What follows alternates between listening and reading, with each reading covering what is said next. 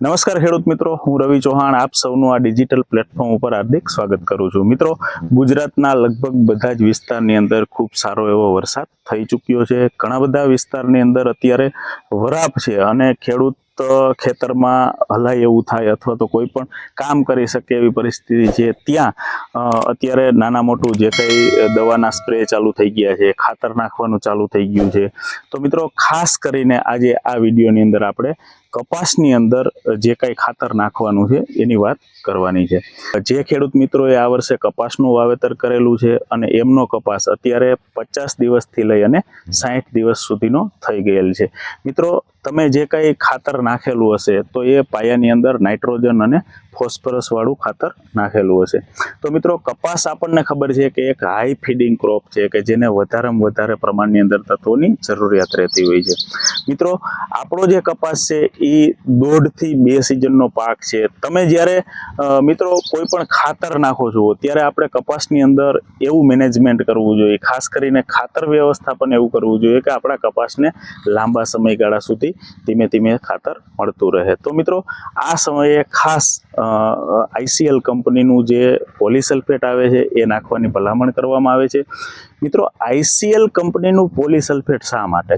તો એના ઘણા બધા કારણો છે। પહેલું કારણ એ છે કે પોલીસલ્ફેટ છે એ એકમાત્ર 7 pH વાળું એટલે કે લો pH વાળું 4 તત્વો વાળું કુદરતી ખાતર છે। મિત્રો, એની અંદર કોઈ જાતની આપણી જમીનને, આપણા પર્યાવરણને નુકસાન કરે, આપણા પાકને નુકસાન કરે એવા કોઈ પણ પ્રકારના ક્ષાર એની અંદર આવતા નથી। બીજા નંબરની અંદર એકી સાથે નાઇટ્રોજન અને ફોસ્ફરસ પછીના જે ખૂબ જ અગત્યના 4 તત્વો છે એ પોલીસલ્ફેટની અંદર આવે છે।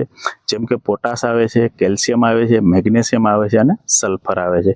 તથા મિત્રો, આ જે 4 તત્વો છે એ ઓક્સાઇડ સ્વરૂપમાં આવે છે। એટલે કે જે કંઈ આપણે પોલીસલ્ફેટ આપણા પાકને આપશું, આપણા કપાસને આપશું, એનો 90 થી 95% ઉપયોગ આપણો પાક કરી શકશે।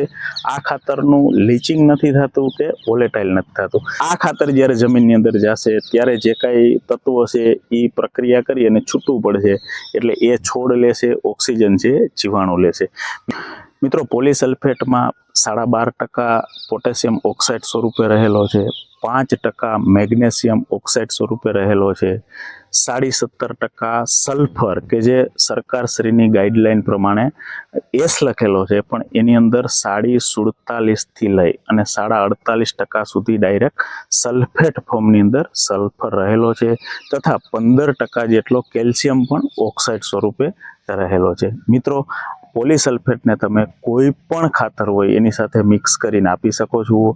મિત્રો, લગભગ ગુજરાતના બધા જ માર્કેટની અંદર ICLનું પોલીસલ્ફેટ પાવડર સ્વરૂપે અને ICLનું પોલીસલ્ફેટ દાણાદાર સ્વરૂપે અત્યારે હાલ ઉપલબ્ધ છે। પોલીસલ્ફેટમાં રહેલા જે કંઈ તત્વો છે એ આપણા કપાસમાં કઈ રીતે કામ કરશે? તો કે મિત્રો, સૌપ્રથમ તો પોટાશ છે એટલે પોટાશ આપણે જલવાહિની, અનવાહિનીને એકદમ સ્ટ્રોંગ બનાવશે।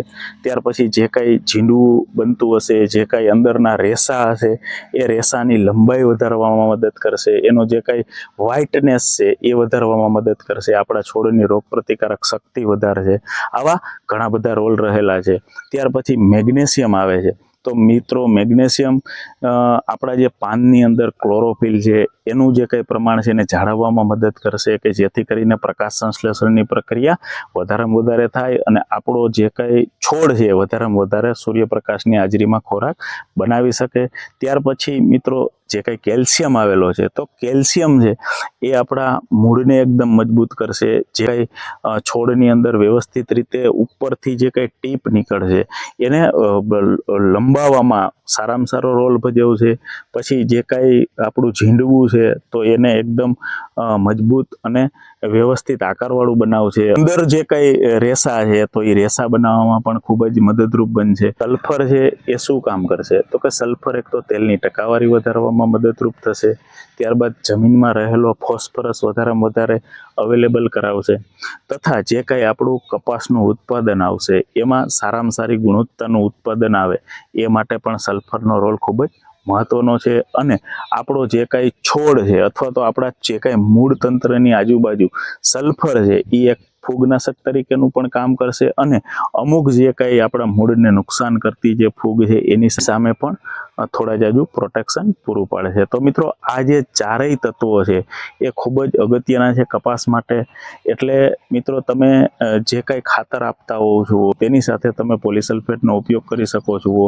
કપાસને વધારે પ્રમાણમાં નાઇટ્રોજનની જરૂરિયાત રહેતી હોય છે તો તમે યુરિયા સાથે પણ પોલીસલ્ફેટને આપી શકો છો. મિત્રો પોલીસલ્ફેટ છે એ વાતાવરણ સંબંધિત જે કંઈ પ્રોબ્લેમ આવે છે કે ક્યારેક ટેમ્પરેચર વધી જતું હોય છે, ક્યારેક ટેમ્પરેચર એકદમ ઓછું થઈ જતું હોય છે, ક્યારેક પાણી વધી જતું હોય છે, ત્યારે આપણા કપાસના પાકને પ્રોટેક્શન આપવા માટે સક્ષમ છે. મિત્રો પોલીસલ્ફેટનો જે ડોઝ છે એ ઓછામાં ઓછો 25 કિલો પ્રતિ એકર અને વધારેમાં વધારે 50 કિલો પ્રતિ એકરના ડોઝથી આપી અને તમે પણ તમારા કપાસના પાકને સફળ બનાવી શકો છો. અસ્તુ.